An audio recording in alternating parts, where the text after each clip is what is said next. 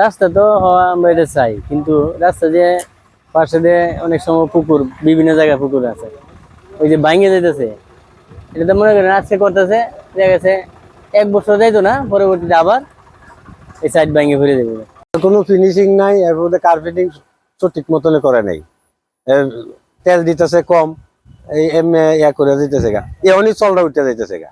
রাস্তা হচ্ছে আপনার 4700, 4700 কত মিটার মানে এরকম আর কি। কিন্তু রাস্তা তো সেটা রেক্টিফাইয়ের কাজ, বিভিন্ন জায়গায় যেন একটু ক্লিরিফাই ধরা আছে আওলায় করার জন্য এটা করতেছি। আর যেভাবে ধরা নাই এনে তো কার্পেটিং করতেছি। কিন্তু পুরাটা রাস্তা নাই, কোনো প্রোটেকশন ওয়াল যেটা আছে এটাও ভাঙিয়ে পড়ে গেছে। এই যে করে দিছে একবার সরকারে করে গেছে, এবার আমার ধৈর্য দেয় নাই। তাহলে আমরা এই রাস্তাটা কেমনে মানে রাখবো?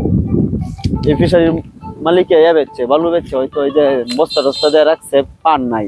এই ফিশারির কারণে তোর যে রাস্তা ক্ষতিগ্রস্ত, মানে এটার জন্য কি সরকার দায়বদ্ধ থাকবে?